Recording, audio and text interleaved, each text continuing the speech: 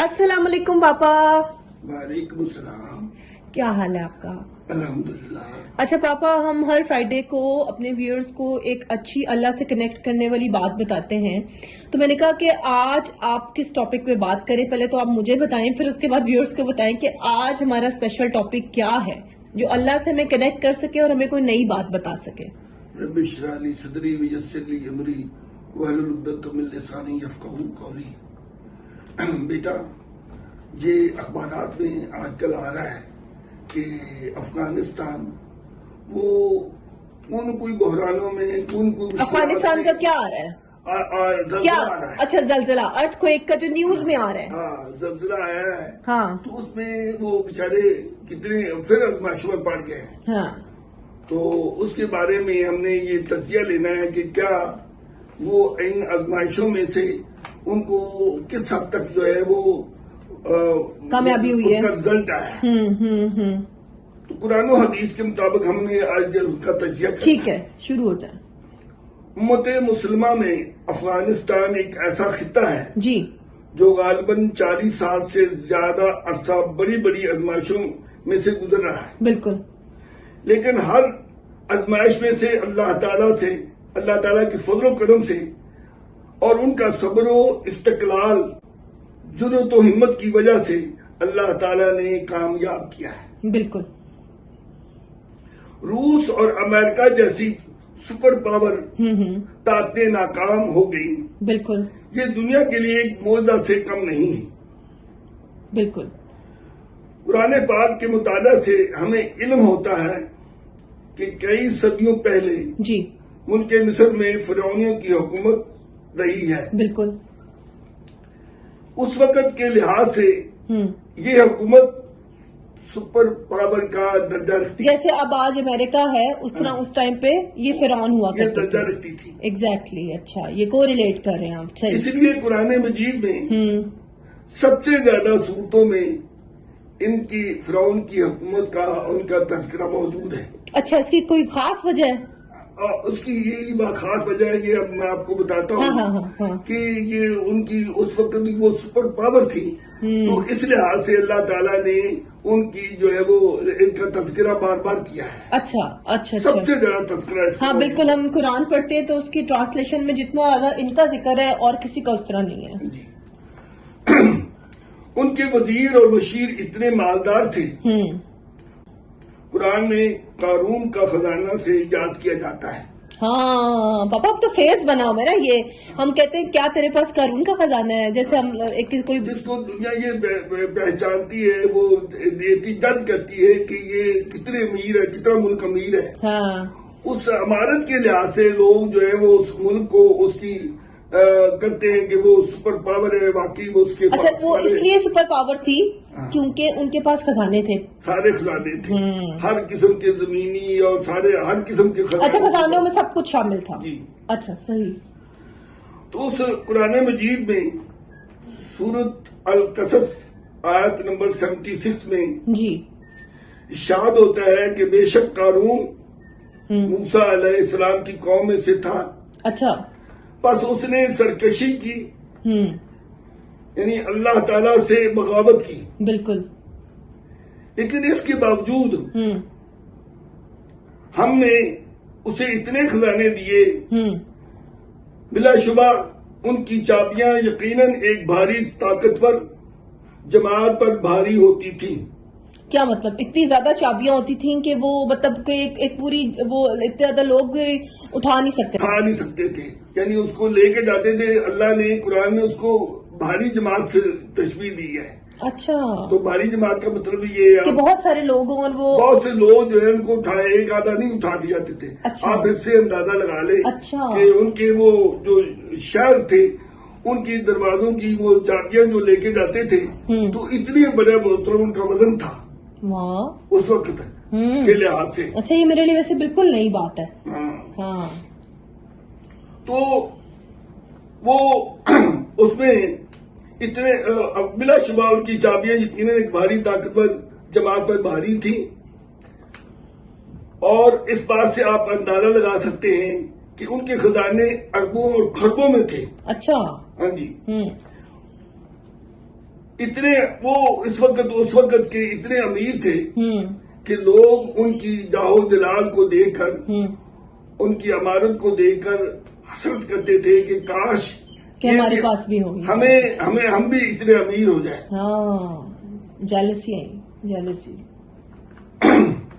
تو مفسرین بیان کرتے ہیں کہ جب قارون حد سے زیادہ فخر کرنے لگا، وہ سمجھتا تھا کہ میرا خزانہ کبھی ختم نہیں ہوگا. وہ اللہ تعالیٰ کو بھی چیلنج کرنے لگا کہ وہ بھی برباد نہیں کر سکتا، میرا اتنا محفوظ سسٹم ہے. اللہ تعالیٰ نے شدید زلزلہ کے ساتھ خزانوں سمیت غرق کر دیا.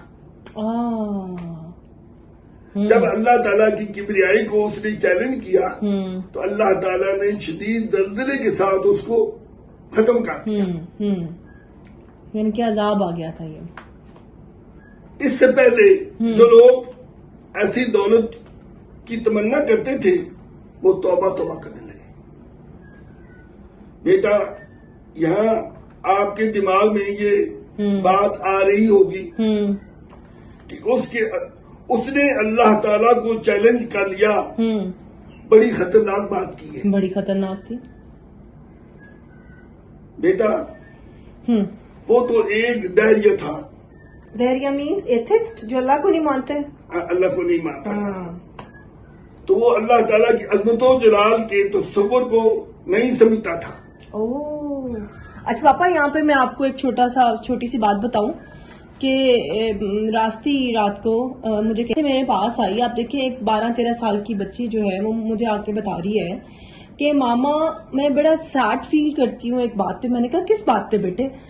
ماما یہ جو ایتھسٹ لوگ ہوتے ہیں ان کو کیا پتا، ان کو یہ فیلنگ ہوتی ہے دنیا میں یہ تو جو دنیا ہے وہ سائنٹیفکلی وہ دیکھتے ہیں ان کو کہ اکارڈنگ ٹو سائنس چل رہی ہے اور اس کے پیچھے بنانے والا کوئی نہیں ہے. یہ اللہ تعالیٰ، دیر از نو گاڈ بیہائنڈ دیٹ. تو یہ صرف اور صرف دنیا خود ہی چل رہی ہے. یہ ایتھسٹ لوگوں کا ہے. تو ان کو یہ نہیں پتا. مجھے کہتی ہے کتنی بڑی بات ہے. ان کو یہ نہیں پتا ماما کہ آفٹر ڈیتھ ان کے ساتھ یہ کیا ہونے والا ہے. اگر ان کو پتا چل جائے تو میں سیڈ فیل کرتی ہوں ان لوگوں کے لیے کہ کاش ان کو پتا چل جائے. کتنی ایک چھوٹی سی بچی مجھے بات سمجھا رہی ہے. پھر مجھے کہتی ہے کہ ماما اگر ہم پریزنس فیل کرنا چاہیں نا اللہ تعالیٰ کی، اگر ہم غور کریں تو ہمیں اللہ کی پریزنس فیل ہوگی.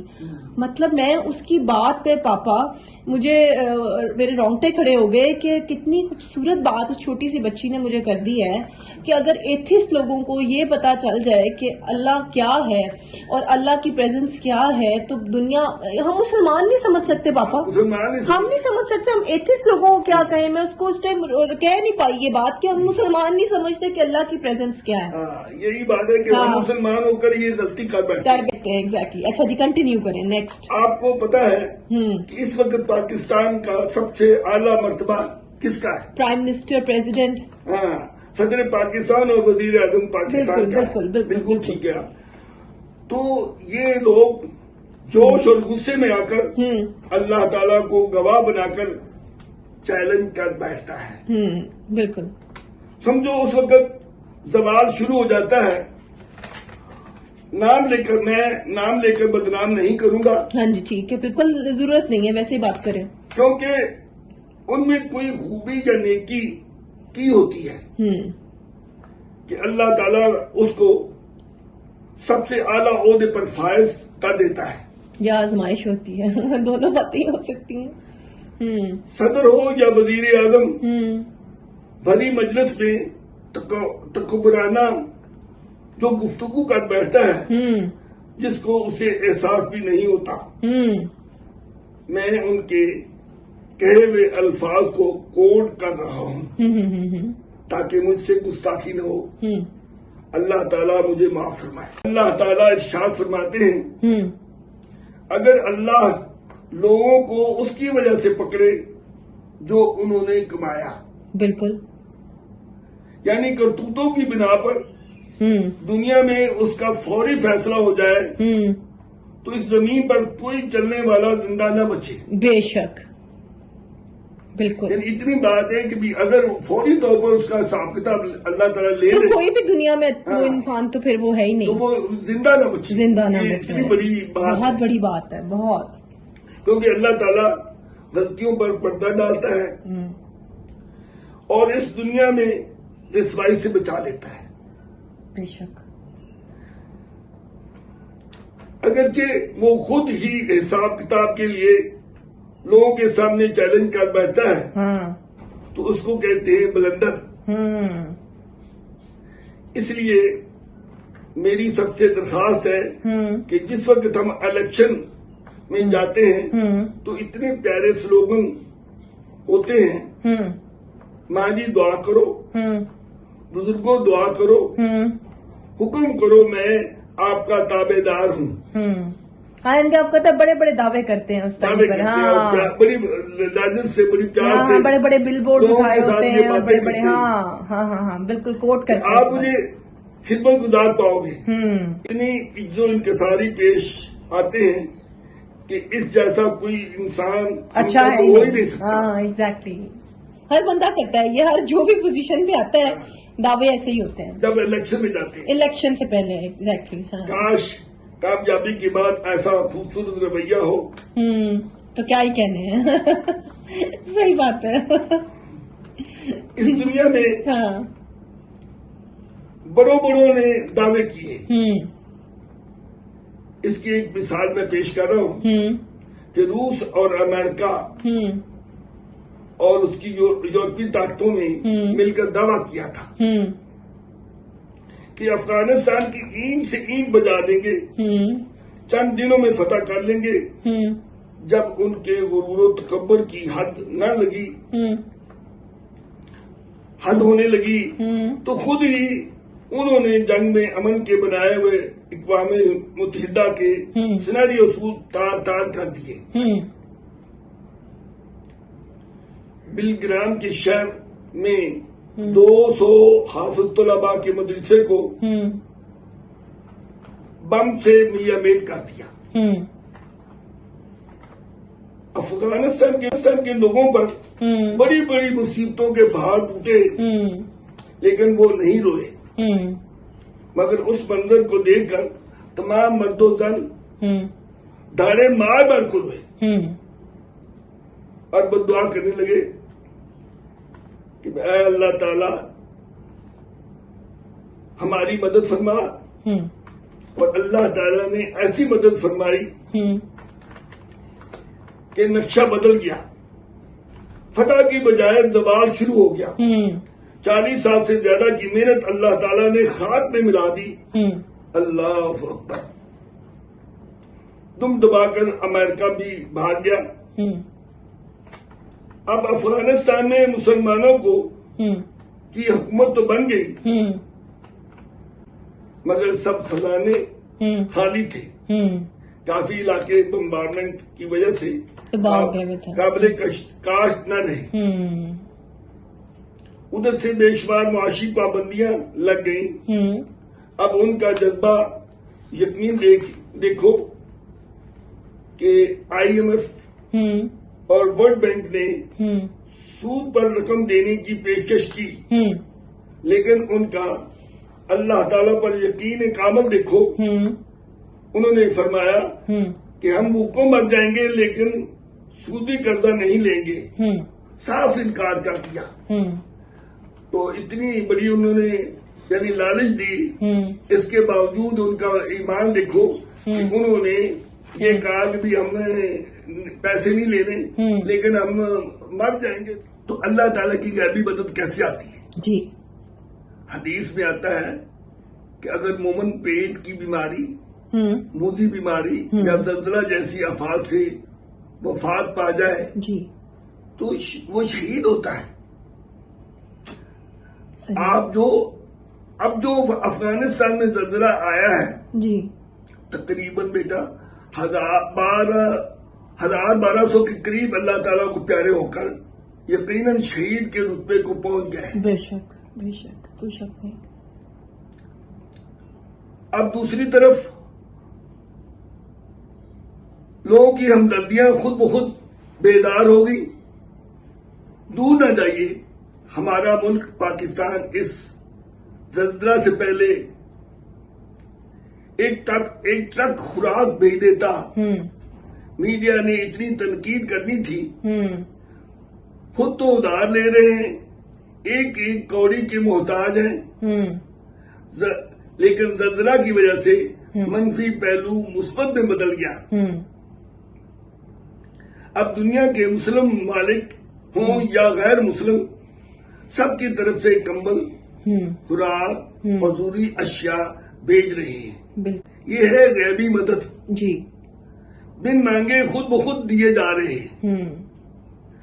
آخر میں اللہ تعالیٰ سے دعا ہے کہ اللہ تعالیٰ سب کو آسمانی زمینی آفات سے محفوظ رکھے. ہم کسی امتحان کے قابل نہیں ہیں جی. کیونکہ ہم بڑے بے صبرے ہیں. خوش رہو. خدا حافظ. پاکستان زندہ باد. Thank you. اللہ حافظ.